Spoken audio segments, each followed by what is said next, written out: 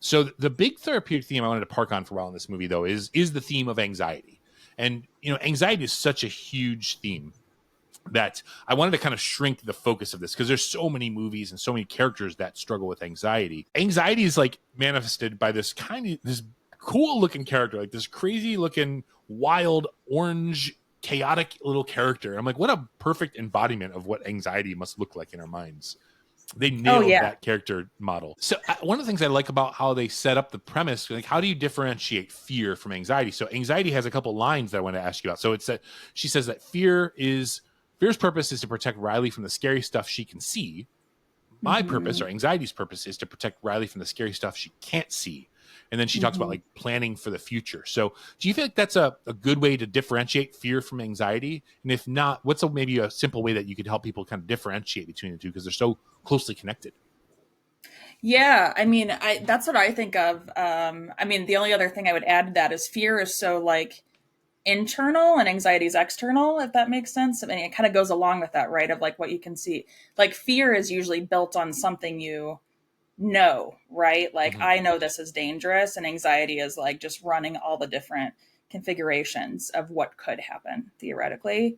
I often say anxiety is like usually people with anxiety tend to have really active imaginations, and they have just learned to use their imaginative powers for not so good, helpful things. And so part of like working with anxiety is trying to lessen that scary alarm going off all the time and learn to use those powers for good. It's really interesting that you mentioned the imagination part because one, they cover that in this movie, which I loved. Mm-hmm. The difference when anxiety is in control of the imagination center versus when joy is. But I also think, so we were joking about ADHD earlier, but ADHD often features so prominently anxiety. And I think part of that reason is because there's such an active imagination and curiosity and future thinking tendencies in ADHD brains that creates more anxious thoughts because you're always thinking about the future and perpetual motion and just the quantity of thoughts that's happening in the ADHD brain. A lot of times people with anxiety don't often and again, it doesn't mean that everyone with anxiety also has ADHD, but a lot of times I've worked with several clients who came in for strong anxiety feelings and didn't know they had ADHD. And I can't Mm-hmm. diagnose ADHD, but we do see screeners and they were off the chart. And like it would so much normalize their anxiety. And so we'd start to work on like grounding techniques and mindfulness and things that would help with ADHD. And they'd see a reduction in their anxiousness as well. And I know that's a big part of my anxiety that I've navigated is so connected to my ADHD brain.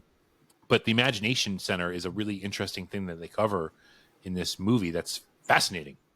Yeah, I see that. And like sometimes I imagine like I say ADHD brain is, and not everyone believes this or thinks in this way, but like ADHD is kind of like having a superpower, but it doesn't always feel like that. Like Yeah. it's like having all these strands, like I just mentioned, like strings of thought, like going in every different direction and all colorful and shooting out into like future oriented things. And like I could do this, I could do that, like da da da Mm. da, which is awesome. It's like your imagination and your ability to dream big is so awesome.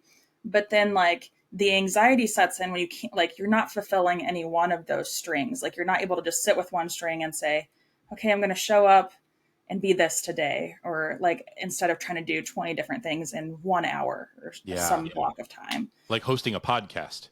Yes. Yeah. I love the soundbite from anxiety when she's first introduced. Hello, I'm anxiety. Where can I put my stuff? Just like, oh, that's very relatable. Like, I'm moving in, guys. I'm gonna bring some friends with me. So I wanted to shrink the theme of anxiety to some of the ones that I see in this movie and get your opinions on this. So the two that I see most prominently featured is anxiety related to achievement and anxiety related to approval. And so she sees this like, I want to fit in with these new people, and I want them to really like me. And also, I want to make the team at whatever it takes to get there because I look up to this Val girl and I want to be just like her. And so it creates this insane amount of anxiety in this girl. But those two themes are connected in this movie to a 13-year-old girl. But how do you see those themes play at work at like the average person, like someone who's listening to this podcast? Because those are such huge buckets of anxiety that cover a lot of scenarios. What are some scenarios that might like listeners kind of navigating where they can also relate to the anxiety related to like achievement or to approval?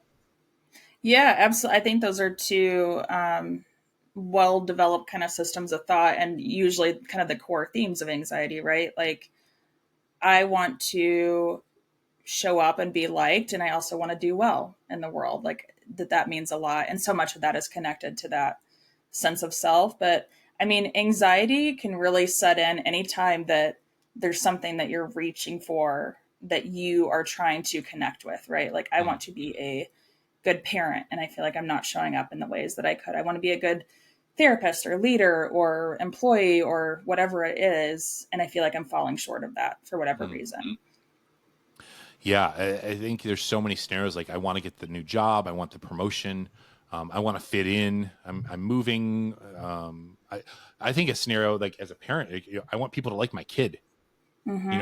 Or like my son, he's getting ready. We're starting him in kindergarten next week.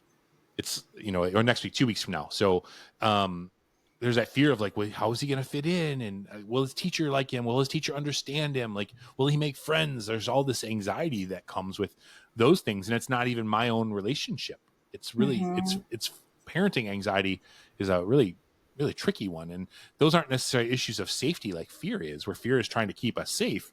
But it's all this forward anticipation of scenarios that like we project, like the movie shows, like these worst case scenarios. Mm-hmm. I love when anxiety is at the imagination center and just planning out every potential negative outcome that can happen in the next 20 years. And they start this like what if battle when Joy gets in there, and they're like negative what ifs versus positive what ifs, and they're just going back and forth. And then of course my brain went to one of our good old friends, Scott Stapp. I was like, like Scott Stapp would just love this scene right here. What if this? What if that? He's like, I got a song for you on that one. Yeah, I think so much too. Like, anxiety gets such a bad rep, but I like how anxiety is portrayed Mm-hmm.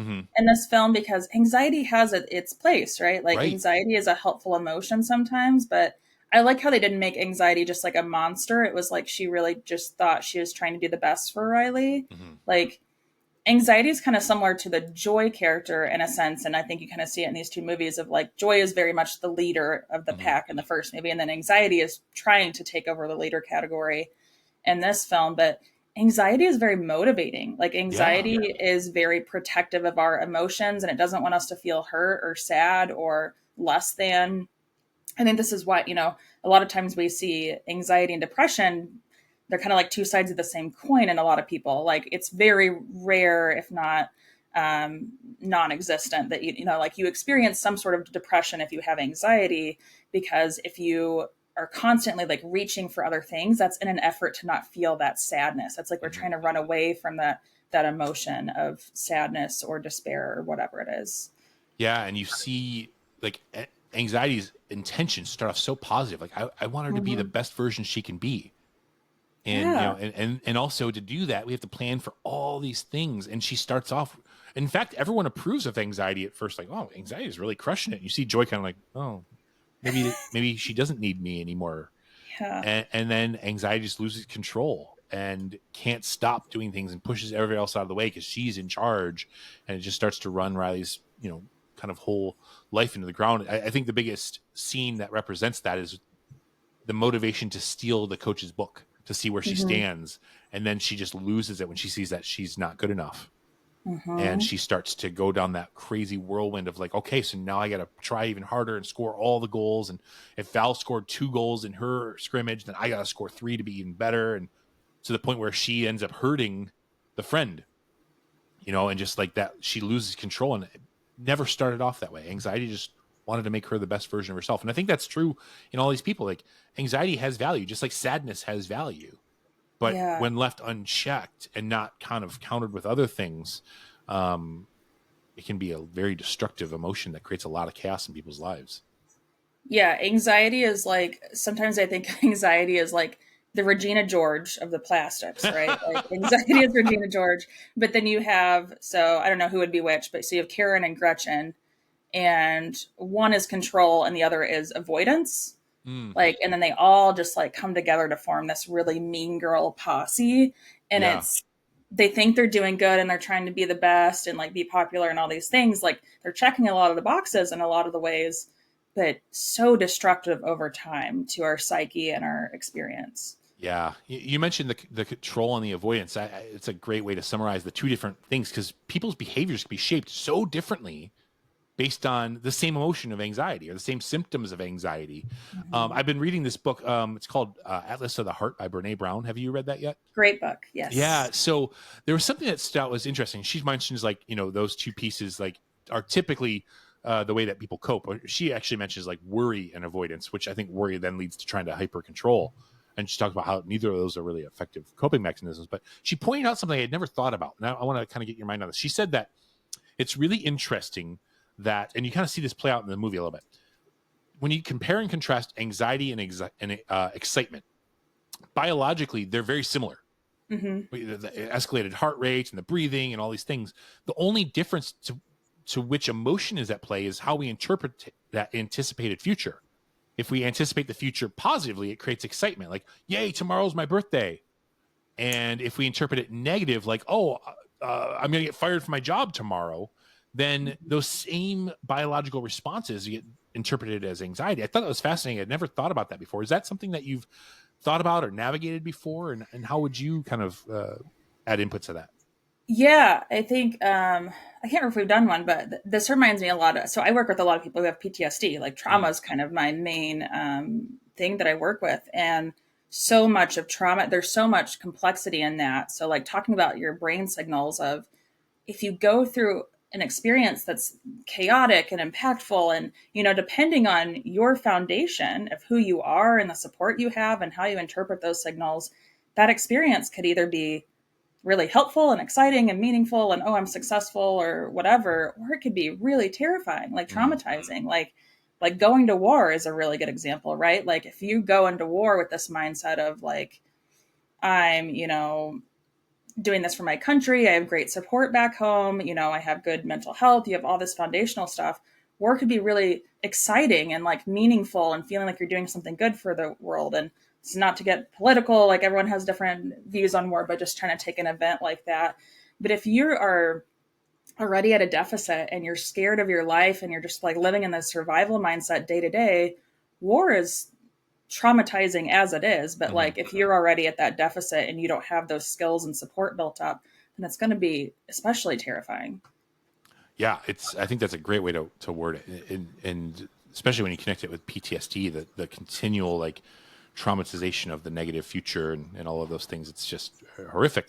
Um, so maybe re-examine like, okay, so if you can, as a therapist, help someone interpret those situations, and we talk about reframing a lot, like, right. So Hmm. you're seeing it through this lens of negativity, and you're feeling these symptoms and they frighten you and it creates more anxiety. But could we Hmm. reframe the narrative that's running through your mind and examine the positive pieces? And so would that reduce the way that, or change the way that you're interpreting the symptoms that you're experiencing, and potentially reduce that kind of like negative cycle of anxiety that people can get stuck into? Because the way that this movie presents like an anxiety attack or even just stuck in the cycle of anxiety is such a powerful visualization that as a therapist I plan on using in the future. It's one of the reasons I bought these characters, like that anxiety tornado that's just spinning around Hmm. out of control so fast that anxiety is not even in control anymore. It's just like it's beyond her even, and it's just this whirlwind that leads to like Riley just shutting down.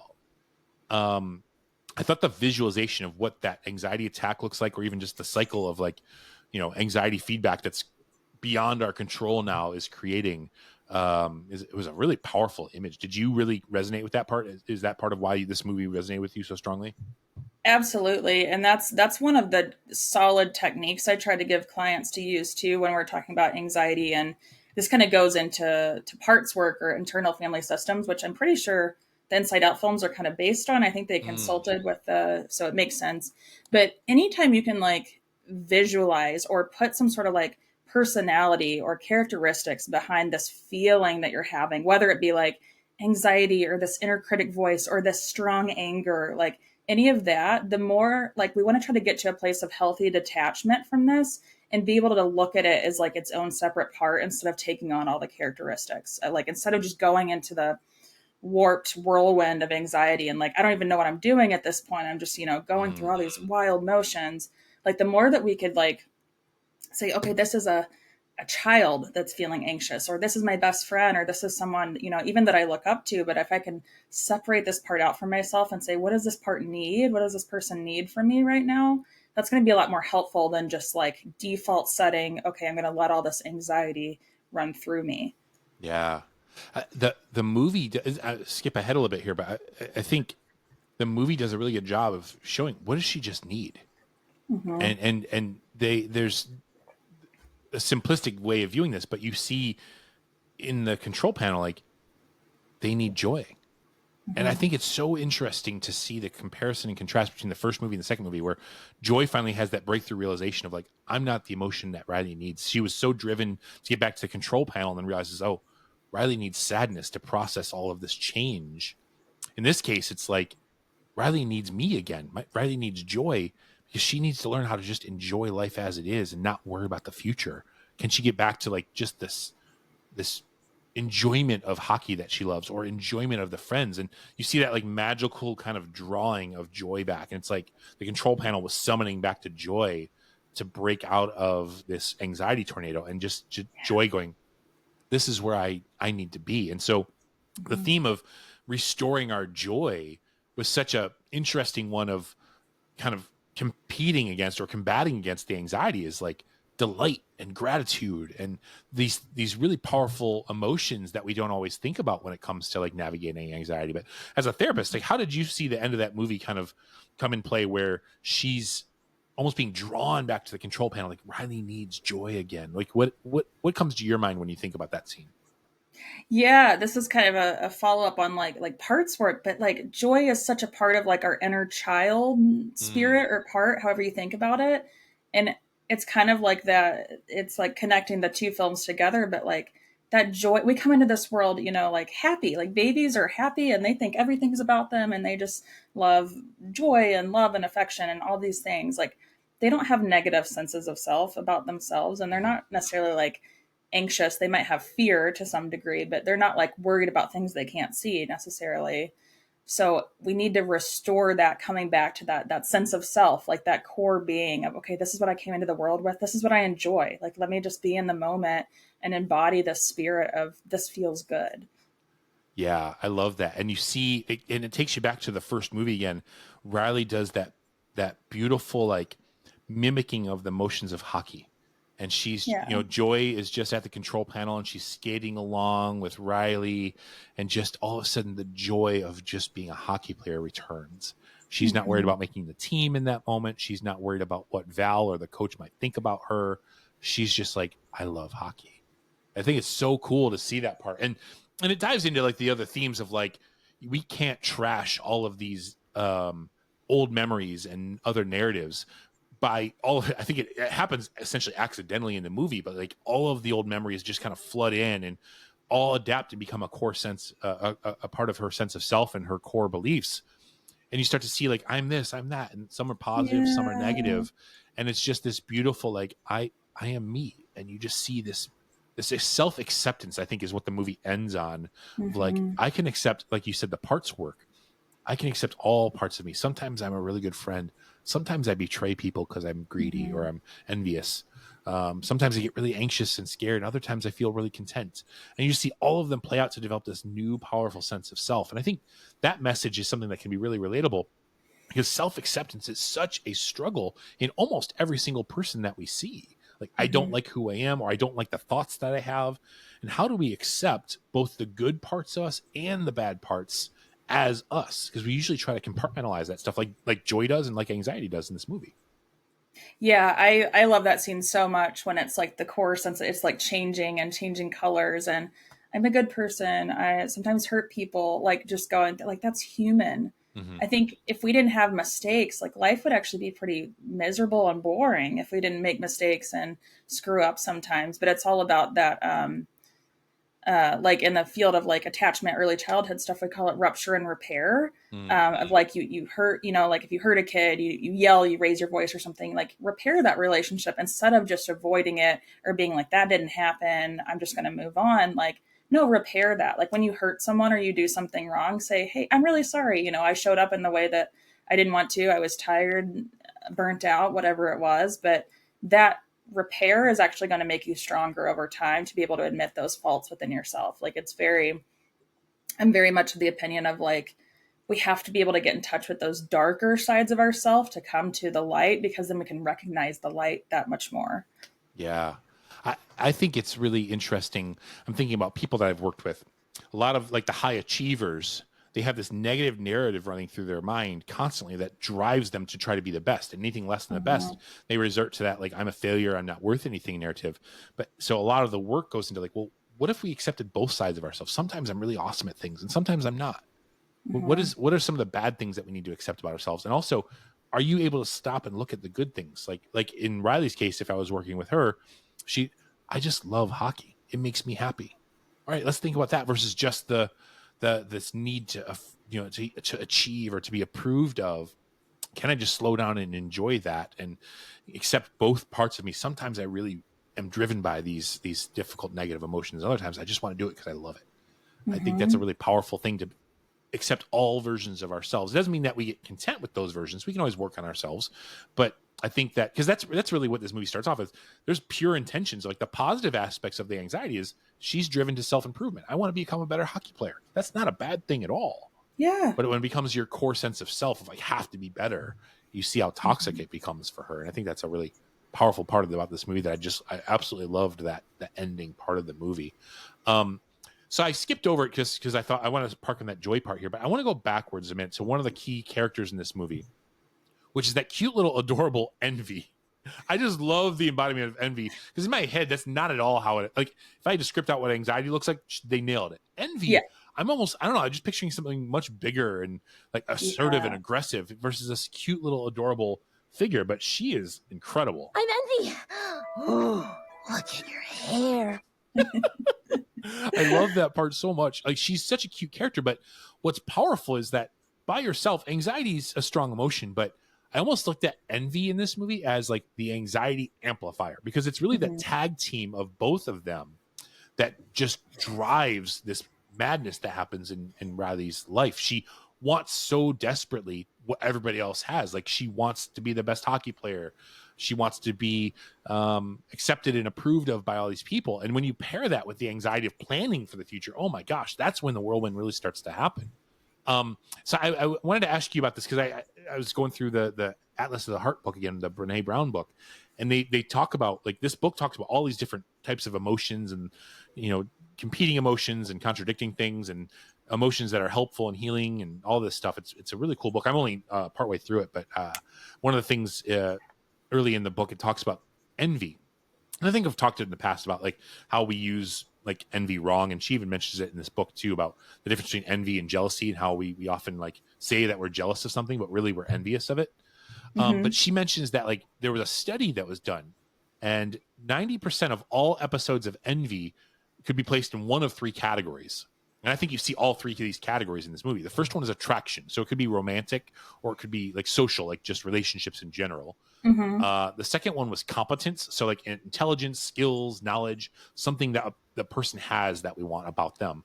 And then the third one is wealth. So like financial status or lifestyle. And even though they don't name it as like wealth, for example, like the lifestyle that these players have, you can see that Riley desperately envies. You definitely see the social envy.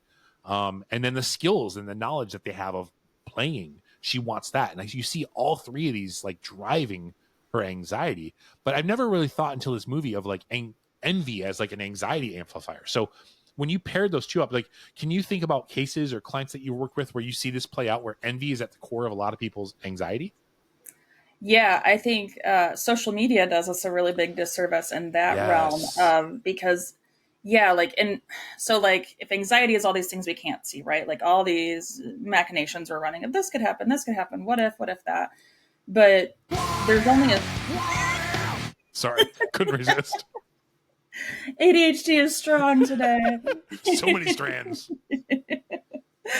But I mean, there's going to be a boundary to where, the exhaustion of all the thoughts and all the scenarios you're run out eventually.